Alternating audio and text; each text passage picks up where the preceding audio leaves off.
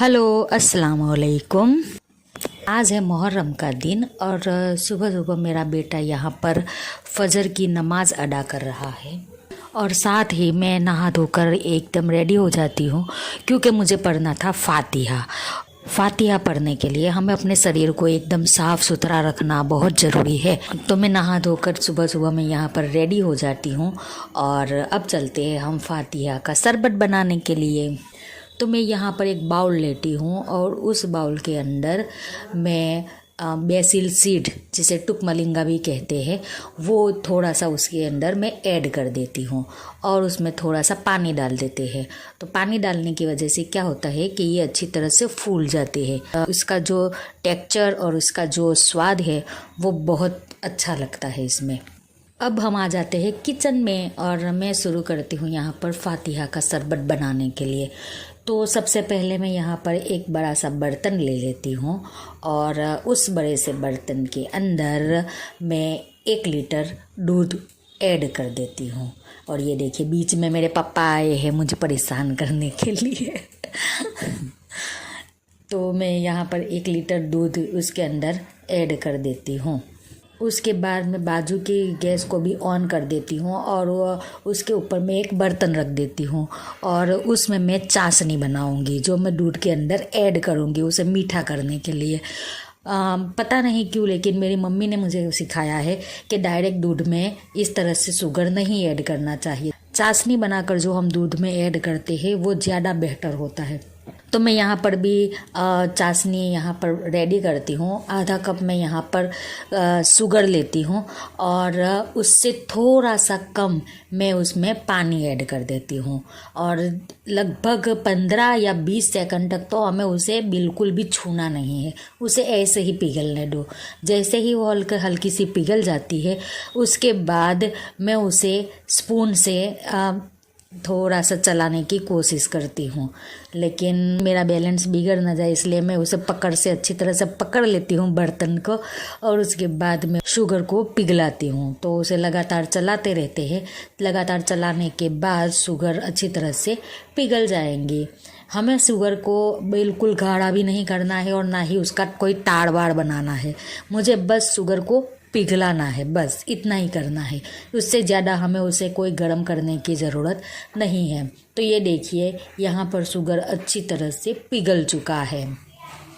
अब मैं क्या करती हूँ कि जो शरबत है शरबत को एक अलग फ्लेवर देने के लिए या अलग कलर उसे देने के लिए मैं यहाँ पर फूड कलर का उपयोग करती हूँ। तो 1 कप में या फिर एक बाउल कप जो भी हो एक बर्तन के अंदर हम थोड़ा सा पानी लेते हैं और उसके अंदर मैं फूड कलर को ऐड कर देती हूँ।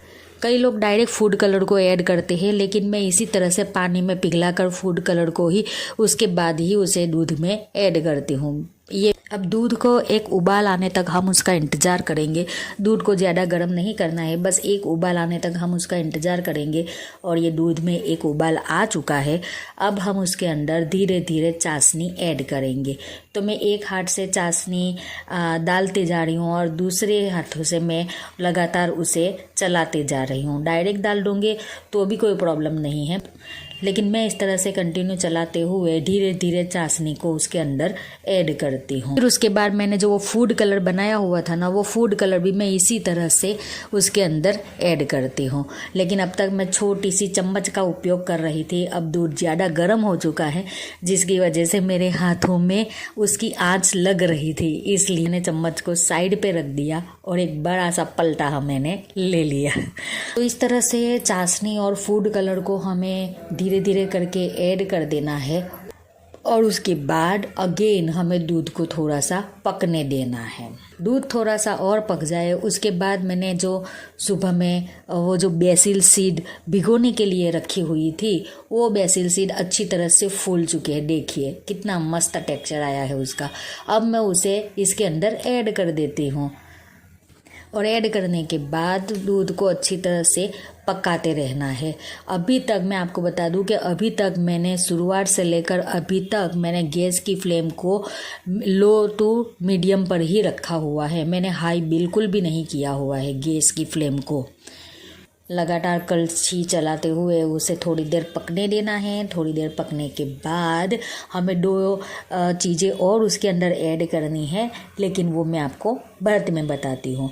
तो अब एकदम शरबत रेडी हो चुका है। अब हम इसे गैस की फ्लेम को बिल्कुल भी ऑफ कर देते हैं। जैसे मैंने कहा कि 2 चीज़ें ऐड करनी है, तो मैं यहाँ पर गैस की फ्लेम को ऑफ करने के बाद पीसी हुई इलायची का पाउडर उसके अंदर ऐड करती हूँ, ताकि उसकी खुशबू ऐसी की ऐसी बरकरार रहे। अब उसके बाद वो शरबत ही क्या जिसमें ड्राई फ्रूट ना हो, तो हम यहाँ पर ड्राई फ्रूट ऐड करते हैं। तो मैंने यहाँ पर छोटे छोटे टुकड़ों में ड्राई फ्रूट को चॉप कर लिया है, काट लिया है, और मैं उसको शरबत के अंदर मैं सारे ड्राई फ्रूट को मैं डाल देती हूँ। और देखिए कितना बढ़िया सा शरबत हमारा बनकर एकदम रेडी हो चुका है। तो जैसे मैंने कहा कि मुहर्रम है और मुझे फातिया देना है, तो चलिए अब फातिया की तैयारी करते हैं। तो मैं यहाँ पर फातिया देने के लिए मुसल्ला बिछा लेती हूँ। वुज़ू करने के बाद मुसल्ला बिछाने के बाद मैं फातिया देने के लिए बैठ जाती हूँ। तो अब मैं तो यही कहूँगी कि चाहे जैसा भी मैंने शरबत बनाया हुआ है, लेकिन पूरे दिल से, पूरे ईमान से, पूरे दिल से मैंने ये शरबत बनाया हुआ है। तो अल्लाह ताला मेरे ये फातिया को कबूल करे, और जो भी शहीद हुए हैं उन मरहूम तक मेरे ये फातिया पहुँच जाए, उनका सवाब उन तक पहुँच जाए। आमीन। तो आज का वीडियो यहीं तक। मिलते हैं अगले वीडियो में। अल्लाह हाफिज़।